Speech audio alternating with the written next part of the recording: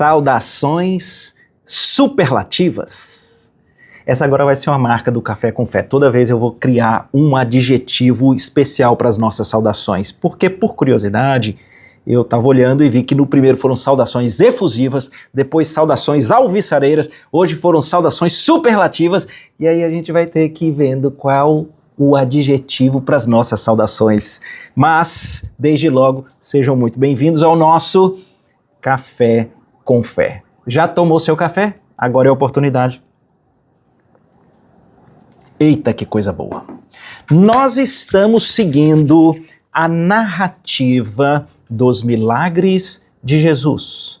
Aqui eu preciso fazer algumas introduções. A primeira é, você sabia que a Bíblia diz que Jesus, ele operou muito mais milagres do que o que nós temos narrados? Essa é uma primeira curiosidade. Os que nós temos narrados, eles são organizados em uma determinada ordem, e eu quero segui-los aqui. E por que a gente sabe disso? Porque o próprio escritor do Evangelho de João diz isso. Me permitam aqui ler para vocês. João 20, já é o final lá do livro, os versículos 30 e 31, ele diz bem assim: na verdade, Jesus fez diante dos seus discípulos muitos outros sinais que não estão escritos neste livro, não estão escritos neste livro. Estes, porém, foram registrados para que creiais que Jesus é o Cristo, o Filho de Deus, e para que, crendo, tenham vida em seu nome. Aqui então eu tenho os meus dois pontos de introdução. Muitos milagres. E o segundo tem uma finalidade. E a finalidade que o apóstolo João escreve aqui, de alguma forma, é a nossa finalidade. É o quê? Desenvolver a fé. Ele diz, esses foram registrados para que vocês creiam, mas é uma fé qualificada. Creiam que Jesus é o Cristo, Filho de Deus. E para que, crendo, tenham vida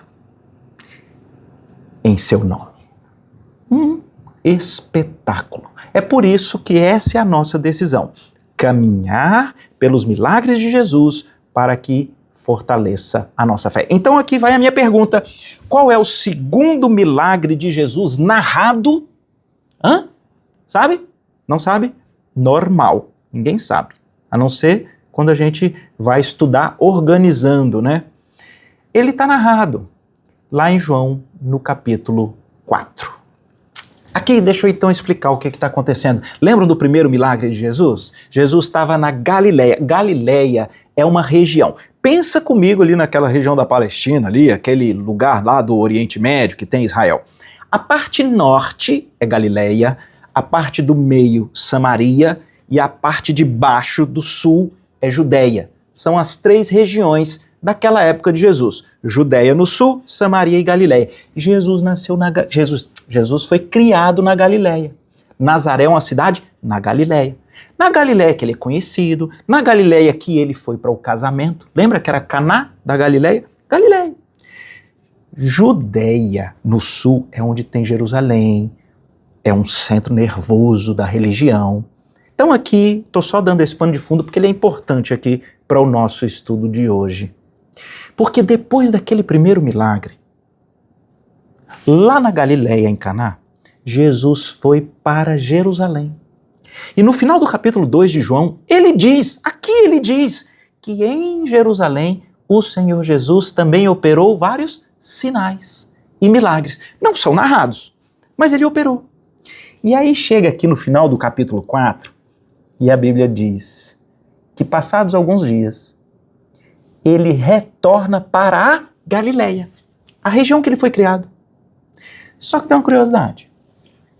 A Bíblia diz que Jesus mesmo disse, olha o que Jesus disse. Jesus disse que um profeta não tem honra senão na sua própria terra. De alguma forma, aqui está dito que lá na região onde Jesus cresceu, o pessoal viu ele menino, adolescente, ali jovem. Jesus começa o seu ministério público com 30 anos. Ele diz, lá eles não me dão a devida honra. Ou, em outras palavras, é como se eles ainda não tivessem amadurecido a fé para sair só aqui.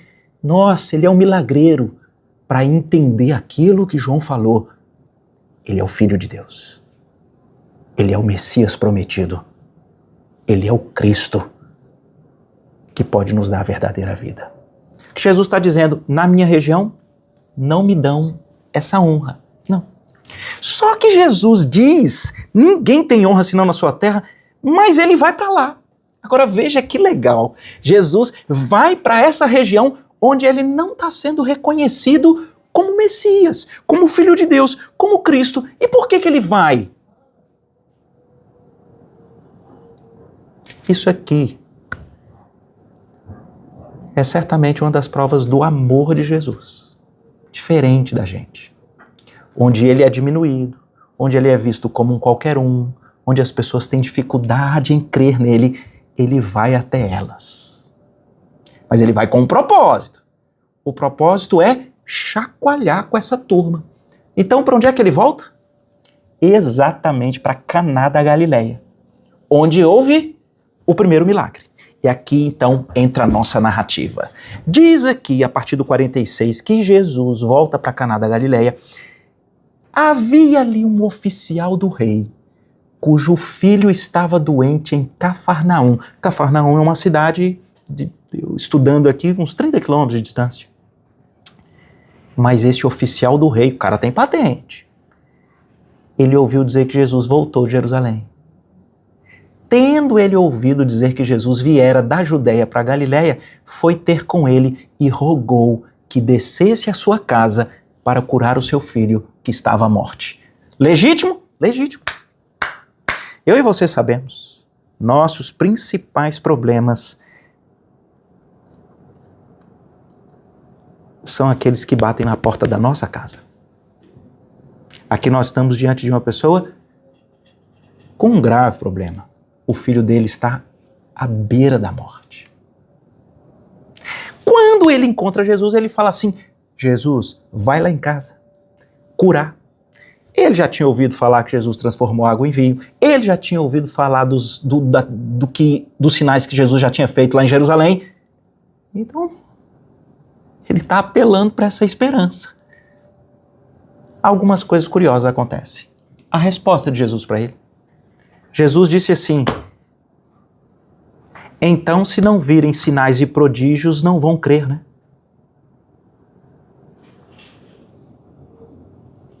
Lembrem-se que os milagres, eles são muito mais profundos do que a narrativa do extraordinário. Aqui começa um primeiro enigma desse milagre, porque a resposta de Jesus, ela não parece ser a mais acolhedora. Não parece. E em vários milagres nós vamos perceber isso ao longo aqui do nosso Café com Fé. É curioso. Já aconteceu no primeiro. Lembram lá com Maria?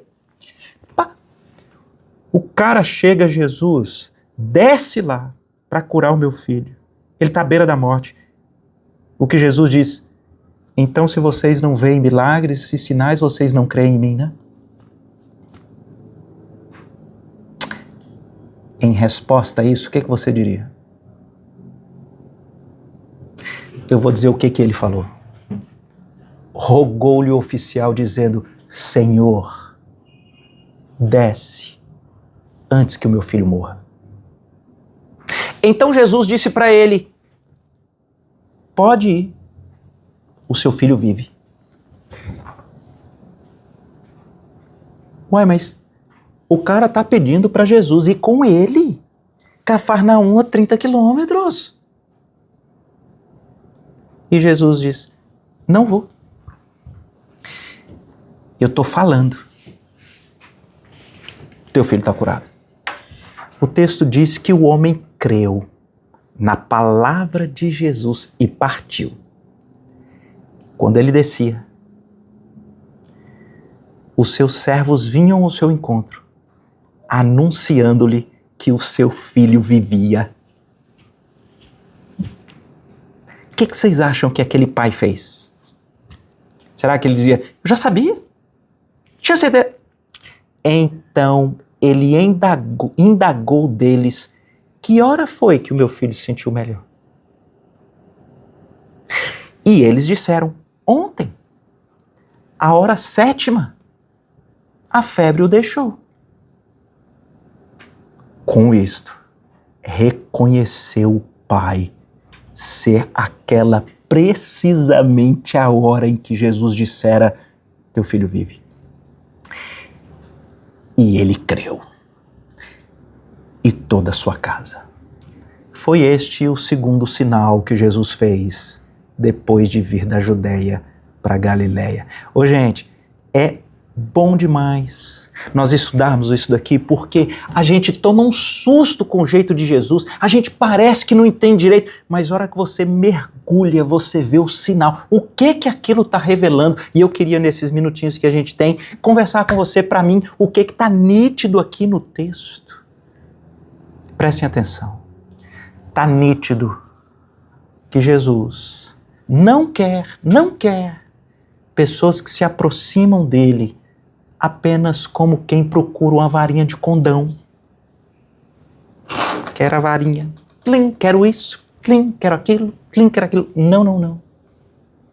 O poder, a revelação de Jesus é para revelar algo muito maior do que realização de milagres. Nós já vimos aqui em João 20:30. Ele precisa que as pessoas desenvolvam uma verdadeira fé. E a verdadeira fé diz respeito a uma compreensão em quem Jesus é. O que acontece aqui? Primeiro, deixa eu caminhar aqui olhando para o que eu identifico nesse homem e o que Jesus está fazendo. Primeira coisa, alguém vai dizer, esse homem tem fé? Ué, de alguma forma sim. Qual é o nascedouro da fé desse homem? Ué, a narrativa.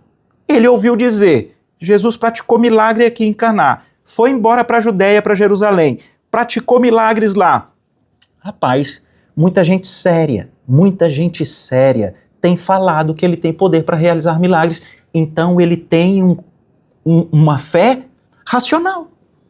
Você tem que colocar aqui, ó, no peso e decidir em que você vai crer. E aqui deixa eu ser bem transparente. Muita gente diz isso. Me prove que Deus existe cientificamente, que aí eu vou crer. Não é razoável esse tipo de fala pelo seguinte. As grandes coisas da vida você não prova cientificamente e você tem que crer. Pensa comigo. Alguém que agora resolve, eu vou me casar. E vou me casar com fulano, certo? Me prove cientificamente que essa pessoa é a pessoa certa para você casar. Ué, não tem jeito? Não tem jeito. Você até pode analisar sinais, elementos, características, aspectos, funções e tudo mais, não sei o que, mas deixa eu dizer uma coisa, você só vai se casar pela fé. É fé. Mas pode ser alguma coisa mais próxima de nós aqui, que somos os amigos extrajudiciais, né? Esses dias teve uma escolha. Os candidatos passaram no concurso, eles têm que escolher. Certo, você está em 10º lugar. Certo? Me diz cientificamente qual é o melhor cartório para você escolher nessa sua posição. É a coisa mais engraçada. Olhe todos os concursos que já tiveram. Você vai ver, as pessoas que escolheram passam 10 anos e falam assim, rapaz, fulano, né, se deu muito bem, porque escolheu muito depois, mas foi muito melhor. Nossa, e fulano que estava lá na frente, meu Deus. Porque a pessoa levanta os elementos e em algum momento ela não consegue dizer daqui 1 ano, 2 anos, 10 anos o que é o melhor. É pela fé. Pascal, um grande matemático, físico, inventor, um cara conhecido até hoje, né, pelas suas leis lá da hidrostática, né, os freios que se usam, tudo usam. Ele era filósofo e ele é que fala sobre aquela aposta. Muito interessante. Ele diz, em relação a Deus, você invariavelmente vive pela fé. Ou você crê que Deus existe e a sua vida está depositada nessa certeza que Deus existe, ou você vai ter que crer que ele não existe, porque atenção, você que quer prova científica de que Deus existe, para então crer. Pascal é quem diz, não há prova científica de que Deus não existe. Em ambos os casos, você vai definir a sua vida pela fé. Quer seja para dizer que ele existe ou não. Só que ele é um filósofo. E ele faz esse raciocínio. E se eu devotar a minha vida inteira com base na certeza pela fé de que Deus existe, se em algum momento eu descobrir que ele não existe, qual foi o meu prejuízo? E ele diz, nenhum. Mas e se você depositar a sua vida inteira pela fé em uma convicção de que Deus não existe e no final você descobrir que ele existe? As consequências são terríveis e eternas. Muito interessante o dilema de Pascal. Mas feito esse parêntese, deixa eu dizer uma coisa para vocês. Se de um lado crer é também pensar, em algum momento você precisa transmudar de um crer só por saber sobre, ou até dizer isso é verdade, para um outro nível de fé, que é quando você confia pessoalmente. E eu acho que é isso que Jesus está fazendo com esse homem. Ele cria. Ele ouviu as narrativas, eles sabiam que eram pessoas confiáveis, ele sabia da questão em Caná da Galileia, as pessoas que deram testemunho dos sinais em Jerusalém, ele cria sobre Jesus e ele tinha uma demanda, ele queria uma ajuda. Mas agora o Senhor Jesus quer levá-lo a um outro patamar. Como que você leva a um outro patamar? Deixa eu fazer aqui uma outra comparação. Como que você leva a um outro patamar os seus músculos? Deixa eu dizer uma coisa para você, porque todos nós sabemos. Você só leva o seu músculo a um outro patamar com estresse. Estresse é isso. E eu acho linda essa comparação e eu queria deixá-la aqui para nós no Café com Fé. A fé é como um músculo. Se ela não é resistida, estressada, ela não desenvolve.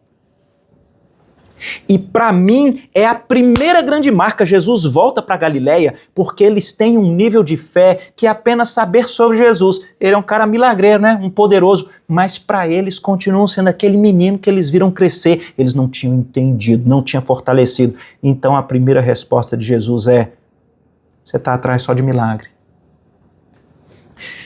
Você não está vindo a mim por quem eu sou. E às vezes isso que parece duro são as verdades de Jesus para que, nos ajudar a malhar o músculo da fé. E parece que dá certo. Porque talvez muita gente altiva, e olha que ele é um oficial do rei, ele é um cara competente, ele poderia dizer: quem você pensa que você é? Você sabe quem eu sou? Eu não preciso de nada de você não, rapaz. Que está dizendo que eu sou interesseiro? Não. Essa forma do Senhor Jesus, que é como aquela máquina resistida para nos levar a um outro patamar do músculo da fé, Jesus diz: é só um milagre, né? E a resposta daquele homem mostra que um amadurecimento começou. Porque ele se diminui, o oficial do rei, e diz o texto, rogou-lhe o oficial: Senhor. A palavra que aquele homem usa depois que Jesus dá a primeira resistência aqui é Senhor. Sabe que palavra é? Kyrios, no grego. Eu tenho um aplicativo aqui, viu, gente? Para ninguém achar que eu conheço o grego, tem um aplicativo aqui que diz, preste atenção, é uma palavra de autoridade da mais proeminente que existe. Primeiro significado de Kyrios é aquele a quem você pertence. É aquele que tem todo o poder de decisão sobre a sua vida. Uau! Parece que na malhação do músculo da fé, aquele homem falou, não. Eu sei que você é Senhor. Só que vem um segundo teste, que esse é muito duro, porque Jesus diz para ele, eu não vou. Peraí. Em toda a história que você tem, de toda a narrativa bíblica, todos os milagres que já aconteceram, a pessoa que opera o milagre está junto. Toda a narrativa bíblica, você vai para Elias, para Eliseu, você vai lá para o Velho Testamento, todas as narrativas de milagres, como um desse aqui de cura, aquele agente que opera o milagre, ele está presente. Pois aqui Jesus faz um desafio a mais para esse homem. Eu não vou. Basta a minha palavra. O seu filho está curado. E aqui é um outro jeitinho de Deus amadurecer a nossa fé. Muitas das vezes nós somos como esse homem. Nós achamos e nós temos certeza do que é que Deus tinha que fazer. Deus tinha que fazer isso nessa hora com fulano de tal, dessa forma. Isso é o certo, está todo mundo vendo. E o que Jesus está dizendo assim, eu sou o Senhor, então vamos para o segundo passo. Não é do jeito que você quer. Não é do jeito que você sempre analisou. Não é do jeito nem que todos disseram. Eu não vou. E é muito curioso, porque a Bíblia diz que aqui tem um novo degrau. Porque diz que o homem creu na palavra de Jesus e foi embora. Mas eu pergunto para você, ele foi embora, com certeza está curado, meu filho. Uau, espetáculo. Não. Ele vai embora porque é assim que o músculo da fé é trabalhado. Você consegue imaginar a caminhada desse homem indo embora os 30 quilômetros? Ele saiu deixando o seu filho desenganado para morrer. Ele vai atrás de uma expectativa meramente milagreira. Jesus o confronta dizendo, é só milagre, né? Nunca fui eu. Ele inverte e diz, você é Senhor. E Jesus diz, ah é? Então confia na minha palavra. Que viagem foi aquela desse homem de volta? E a maior prova para mim de que esse homem volta, como muitas das vezes é a nossa vida, com dúvidas, é que quando os servos o encontram, não é ele que grita de longe, meu filho está bem, não tá? Não. Ele não fala nada. Os servos é que o encontram e que gritam, o seu filho está bem! E ele não diz, eu já sabia. É claro. Não. Ele abre uma investigação. Ele diz, quando é que foi? Que hora que foi? Engraçado que só depois que eles falam, foi ontem. Na hora 7ª, que na contagem deles é por volta de 1 da tarde, né? O texto diz que quando os caras falam isso, com isto reconheceu o pai ser aquela hora, e olha o que disse? Ele creu. Deixa eu dizer uma coisa para você. O convite de Jesus para caminhar com ele, ele não exige de você essa fé estoica, inabalável. Não, esse é um erro. O que garante o sucesso para alguém não é o tamanho e o poder da fé que ele tem, mas é o tamanho e o poder de onde ele põe a sua fé. Se eu tiver uma fé do tamanho do mundo, de que uma cadeira ruída por cupim, que só tem 3 pernas, vai me sustentar, eu posso ter a maior fé do mundo, mas eu sento nela e ela cai. E se ao contrário eu tiver uma fé muito pequenininha, de uma cadeira muito estável, madeira maciça, mas eu estou morrendo de medo porque eu soube que alguém caiu ontem e de uma outra cadeira, eu preciso ter a fé apenas para sentar, porque o resultado da minha vida ou do sustento não está no tamanho da minha fé, mas no tamanho do poder de quem eu deposito a minha fé. Esse oficial do rei, ele precisou ter fé apenas para dizer: eu vou fazer o que Jesus está dizendo para fazer. Ele não sai de lá saltitante e pleno. Eu quero dizer isso para você tirar das suas costas esse peso de que muitos têm. Eu queria ter essa fé inabalável que alguém tem em Deus, como se fosse você. Você precisa entender que nesse caminho, você precisa ter uma confiança. É a confiança de pessoalmente se entregar àquilo que Jesus diz. Nesse ineditismo de Jesus, onde ele realiza um milagre só com a palavra, ele está revelando quem ele é. Porque eu não disse para vocês que na história do mundo inteira nunca tinha acontecido uma cura sem alguém estar presente? Assim, só tem uma narrativa em que alguém faz algo pela palavra. E essa narrativa é da própria criação do próprio Deus. Só Deus, pela palavra, tem poder para realizar prodígios. Quando Jesus aqui diz: vai pela minha palavra, o que Jesus está revelando é que ele é o Cristo, ele é o Messias, ele é o Filho de Deus. Pode confiar a sua vida nele. E eu termino dizendo, por que o texto diz lá no início, então, que ele creu na palavra, mas no final ele creu? É porque então ele agora entendeu, não é só milagre. Eu encontrei o Cristo. Eu encontrei o Filho de Deus. Eu agora não creio sobre Jesus. Eu creio nele. Esse é o chamado do amadurecimento da fé. E nós temos muito mais do que o oficial do rei. Nós sabemos que esse Jesus, ele deu a própria vida dele na cruz, por quem não merecia, por quem duvida, por quem vacila. E ele, no terceiro dia, ele ressurgiu vencendo a morte, para que eu e você possamos entender.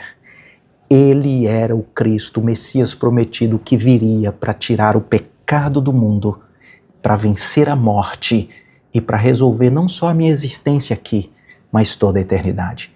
Quando você faz isso, você precisa ter fé o suficiente para confiar a sua vida nele e dizer: eu quero seguir a tua palavra, Senhor Jesus.